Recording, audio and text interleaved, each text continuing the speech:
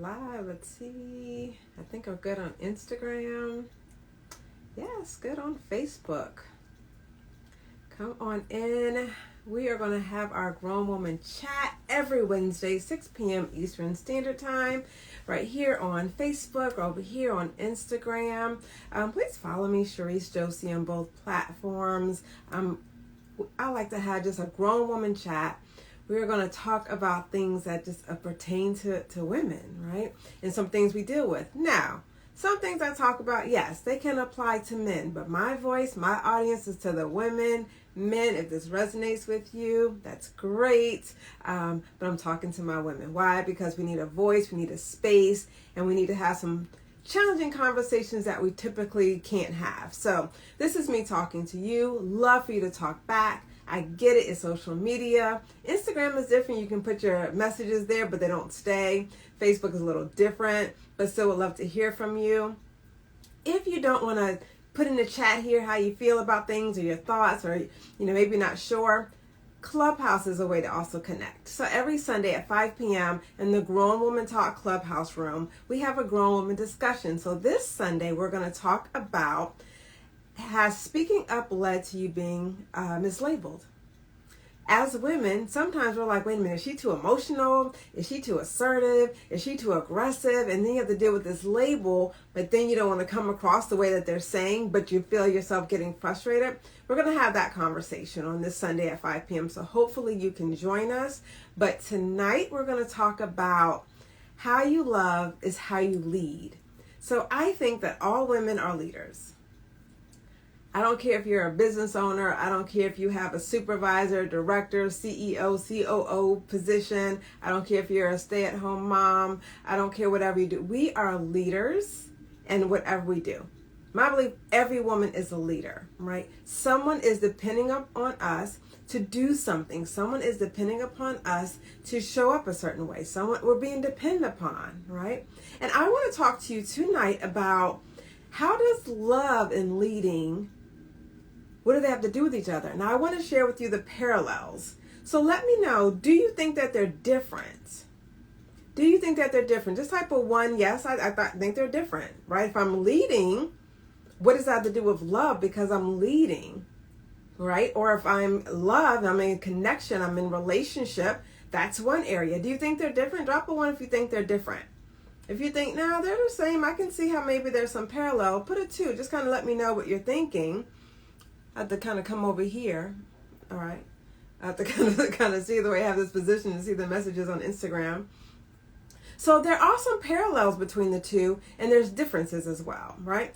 And so the differences, let me talk about the differences. I think the differences are probably a little bit more clear, probably something that we, recognize the difference. 1, if I'm leading, most of you are probably think, well, I'm in a professional setting, right? What does that have to do with love? What does that have to do with any of that stuff? I'm professional. I'm here to do a job. I'm not in any type of relationship with these people that I work with. It's not intimate. You might be cool, but it's different, right? You might think it's different. I get it. I thought it was different, right? When I was leading, I'm thinking I'm here to do a job. I'm here to lead. I'm here to teach. I'm here to educate. I'm here to review. I'm here to make sure things go well. That's what I'm here for, right? And it makes sense, right? But I want you to notice maybe some parallels. And I want to talk to you about some parallels, and I want to know what you think about this. I want to know if this is something new for you, or if you're like, let me think about that for a moment, right? So one parallel. If you are guarded at work, if you're guarded, so what does guarded mean? You get to define. If someone has told you that you're guarded, that you're secretive, they feel like they don't know who you are. Maybe you find yourself where they're coming to ask you all these questions and you can tell they're just really trying to find out who you are, right? And you're like, why are you bothering me with all these questions? You might be a little guarded at work. Now, is that bad? It's not necessarily bad, right? People tell me all the time, like they feel like I'm guarded and they don't know things about me. And I tell them, I'm an open book. There's just a few things that I don't want you to ask me about. My marriage, how I parent, my money, my likes, my dislikes, what my future plans is. But anything other than that, I'm a complete open book. Ask me whatever you want to ask me, right? So people got this impression that I'm guarded. And are they completely off? No, they're really not. They're really not. But I'll tell you what happened. I'm still the same way, right? But there was a shift in how I responded to people where I haven't heard them guarded in a long time. I really haven't. I'm going to talk to you about that shift. But first, let's talk about the parallels. If you're guarded at work, you might be guarded in a relationship, right? Because we can't shut ourselves on and off. If you think that you're someone who tells the truth, you say, I'm an authentic person, you can count on me, I'm responsible, I'm going to do all the things I'm supposed to do, all those types of things, right? That means you're not going to lie to yourself. You will not. So if you say at work, well, I have these boundaries, and I want people to know this, or I want people to get this impression of me, you're probably going to be the same way in your relationship. Will it look a little differently? Yes. But you're still protective of something. You're still protective of something. I'm going to tell you exactly what that something is. But you're still protective. Maybe at work, you're like, I don't trust these people. I don't know them. They all snakes, right? I don't trust any of them, right? I've thought that. The places I've worked, I had good reason to be like, I don't trust these folks, right? Guess how often I've been in a relationship where I'm like, I don't trust you. Like, he said this, but I don't know if it's the truth, right? He seemed like a nice guy, but I don't know. Wait for the penny to drop. Let me ask him some questions, right? Then I start going down the question thing like he's on an interview or something, right? Because I've learned, I don't trust people. When you say I don't trust people, is that typically only limited to work? No? Do you trust the folks when you're going out to the store about something? You don't trust some people either. Do you trust drivers? No. But then you're going to trust yourself in the most intimate situation ever, which is a relationship. Probably not, right? There's going to be probably a wall there because you have already conditioned yourself to say, I don't trust folks. I don't trust people. So when someone intimately is coming towards you, you may also repel that relationship because you also want to know what's your intention.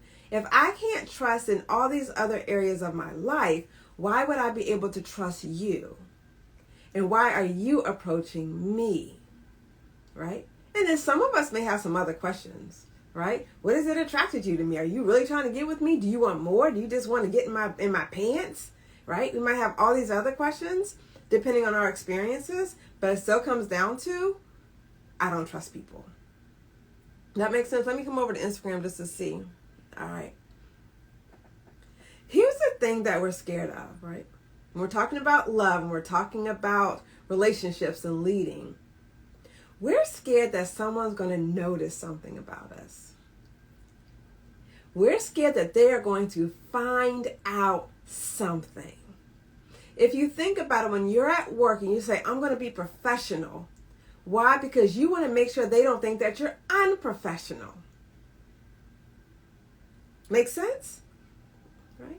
I want them to think that I'm just fun and just this happy-go-lucky coworker. Why? Because I don't want them to know that sometimes I can have an attitude and I don't feel like being bothered.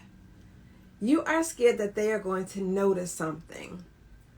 I don't trust you. Why? Because I don't trust myself to deal with the reaction if you let me down, because then I'm going to seem unprofessional. I don't trust you. I don't want you to know that I've been hurt in relationships before, and I don't know that I fully healed from that. So if I already have my guard up, you won't find out all of my wounds that may not be fully healed. So I'm already going to approach you on guard. Does any of this is this my only experience? Have y'all experienced this too? Here's the actual fear. And this is the parallel between how you love and how you lead, right? Some of it's the same. The fear is, what if I get it wrong? What if I get it wrong? What if I'm put in this leadership position at work?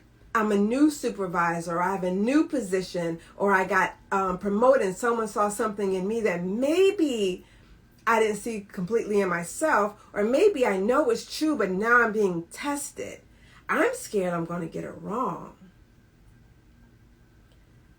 I'm responsible for this child of mine. I know what my experiences were growing up. I know what I'm dealing with. I am now responsible. I don't want to get it wrong. I want a relationship. I want to be in love. I want to feel love. I also want to give love. But I don't want to get it wrong. Can I be real with y'all for a second? I don't want it to be my fault. If this goes wrong, I don't want it to be my fault. I'm scared that I'm going to be vulnerable with the wrong person at the wrong time, so I don't know what to do, so I'm going to do nothing. I'm going to keep my guard up. Same thing at work, right? I'm scared I'm going to get it wrong. I'm scared someone's going to say I didn't do a good job, so I'm going to keep my cards close to me. I'm going to put my best foot forward so they don't think that I don't know what I'm doing and that I'm incapable. It's that same theme that's going to play out at work, in the workplace, in your career, as it does in your personal life. That feeling that you have within you is not going to go away. This is where we get ourselves in trouble. So I want to talk about the shift a little bit. Where we get ourselves in trouble is that we pretend like we know everything. We pretend like we know everything. That's one of the biggest things that gets us in trouble. It's gotten me in trouble. When I first started supervising, right? I had to prove that I knew everything. No one asked me to prove a doggone thing. This was something in my mind. I had to prove that I knew everything, right? So I could not be wrong. If I had to prove that I knew, that means I could not be wrong. That means there was limited room for error. So everything had to be right. It had to be in this systematic, organized way, which was my way, in order for things to run well, right? What I had to learn as I went along is I don't have to know everything. There is power in saying I don't know. That's a good question.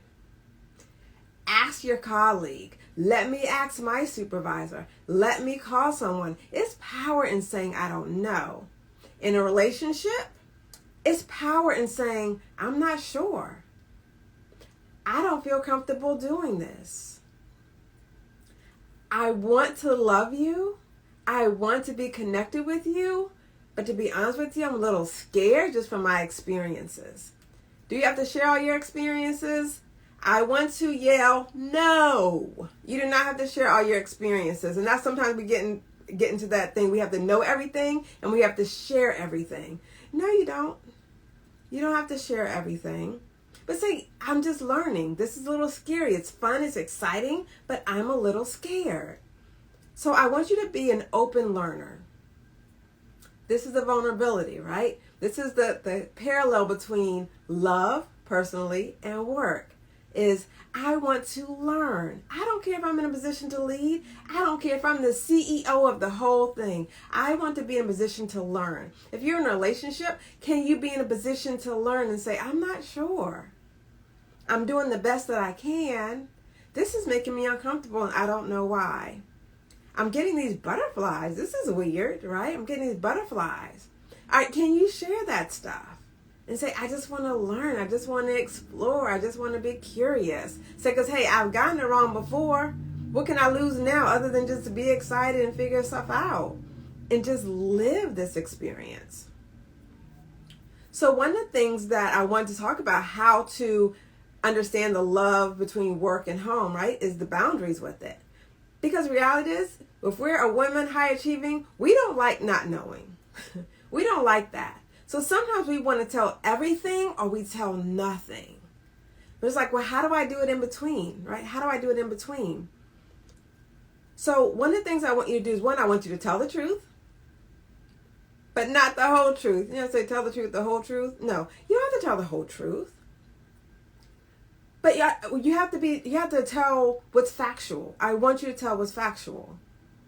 So telling people something that's not putting them on edge, fearful, making them feel anxious, making them feel helpless. I'm going to give you an example, right? Because we want to bridge this gap between love and work. We want to understand the parallel. I want you to understand you, because that's the common denominator, right? Is you. I want you to understand both. This is what I want you to do. If I'm thinking about telling my children something, I'm going to tell them something that's age appropriate, right? I'm not going to tell my children something that they cannot help solve a problem with. So if they say something to me, Mommy, what's wrong? Or if I tell them, hey, something is going on, or whatever the case may be, whatever that may be, I'm going to tell them what's age appropriate, right? I have to think in my mind, I don't want them to be anxious. I don't want them to be worried. And I don't want to tell them something that they don't have anything to do with, but I do want to be transparent with them, right? And I can't think of a quick example right now of something that may have happened, that I may have shared something with them. I may say, Mommy has a lot of stuff to do with her job. It's making me a little nervous, but I'm going to do this to solve this. They're like, okay. So I'm not putting it on them. Same thing at work, right? I can say, hey, I'm overwhelmed. A lot is going on. So what I'm going to do is I want to do these few things, and then I'm going to take a break. I didn't put that on anybody else.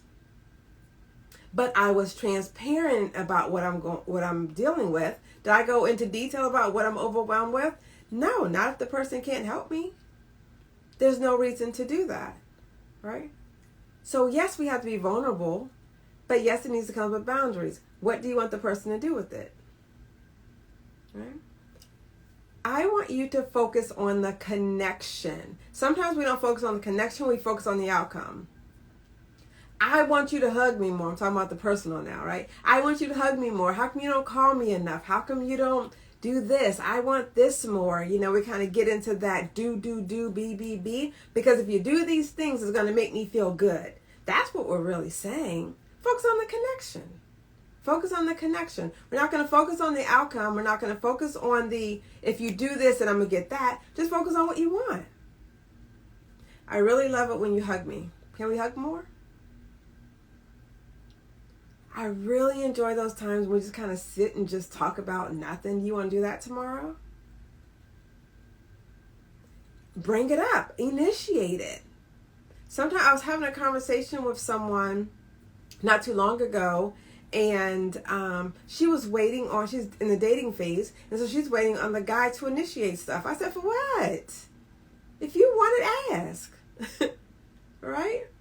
Hey, would you like to come over? Hey, I want to do this more. Hey, I'm looking to get married in a couple of years. I don't want to date for a long period of time. Let them know what you want. Focus on the connection that you want and what you need, right? And that's building that parallel. Because sometimes we don't talk about the vulnerable stuff. We don't talk about the stuff that we need. We don't talk about those things that really kind of get us to the core, because we want to be hard, and that's the part we want to protect. But if you want to be vulnerable, if you want to show love, if you want to be perceived in the way that you want to in your career, and I don't care what you do, whether you're a stay-at-home mom or not, I don't care. If you want to proceed that same way, you have to deal with that vulnerable stuff, and you have to tell yourself the truth, and you have to address the truth. Look, I look at my notes, I'm like, oh, I said that already. So this is a formula that I tell people often. If you're like, well, how do I do this? And, how do I make sure I'm not saying too much? Tell them how you feel, what you need, and what you want them to do about it. Right? So in the workplace, I may say, hey, I'm feeling really overwhelmed, or I got a lot of stuff going on. So what I'm going to do is I'm going to shut my door. And if you need something, then send me an email and I get to it when I can. Or maybe someone's approached you. Hey, are you okay? You seem like you're overwhelmed. Are you okay? You seem like you have a lot going on. Yeah, I do have some things going on, a lot of stuff going on in my mind. But if I need something, I will come to you and reach out to you. But I appreciate you asking. You're letting them know what you need, right? In a relationship, let them know. Say, hey, I've had a lot of experiences in dating and relationships. I want to get back out there. This is new for me. This is what I'm looking for. Right? I'm not telling you to give them a whole to-do list of stuff you will and will not accept. I'm not asking that. I'm talking about from a vulnerable space. Right? Right. hey, just be honest with me. Just be transparent. Just be a man of your word. If you say you're going to call me, go ahead and give me a call. If you can't make it, I got it. Things come up. But I just want truthful honesty and transparency. And I'll give that to you. If you're not able to, I'll respect that. Right? Just let them know what you need. So how you feel, what you need, and how they can assist. Be very clear. Sometimes, and I'm not saying y'all, because I'm sure y'all don't do this. Sometimes, right? You might say, you don't hug me enough. You don't say I love me. You ain't called me. You haven't cuddled. You haven't touched. There's no feelings behind that, and there's no clarity about what you want them to do. How often? What does it look like?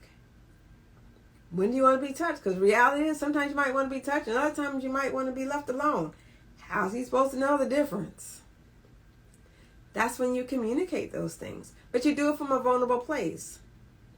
So I don't want to go off too much on a tangent, but I hope you all kind of get that there is a parallel between how you love and how you lead. Because it all depends on you and your level of vulnerability. If you say, I don't want to get it wrong at work, I promise in a relationship you don't want to get it wrong there either. And that's how you are presenting yourself. You don't want to get it wrong. That means there's no room for either one of you to be vulnerable to create any type of emotional space in your relationship. If at work you say, I don't want to be a learner, right? I'm supposed to know this stuff, so I don't want you to know that I don't know, then there's no room for relationship building. They can't ask questions. They can't tell you, hey, you missed the mark. They can't give you suggestions. Why? Because you say, I already know, I don't need this. I'm the leader. I already know. You're not forming good relationships.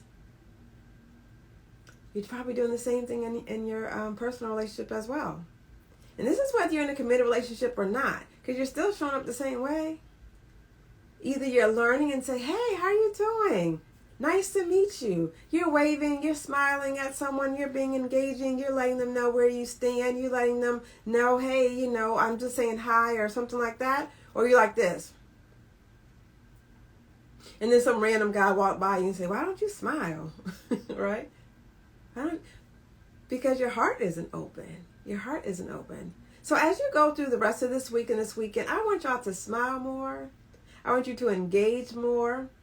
I want you to be curious more. I want you to be a lover of saying, I don't know, that I'm figuring this out. Let me ask. That's a good question. Ask so-and-so. They may know better. I want you to start being more comfortable with saying what you need in a relationship and how the person can assist. Don't leave them guessing, right? Don't say, I don't feel loved. No, don't leave them guessing. I don't feel loved, right? I don't feel safe. I don't feel connected. This is how you can help me. This is how you can support me, right? I want y'all to practice this week. And then drop me a message. Let me know how you do it. And if you don't want to do it here, drop it in the DMs.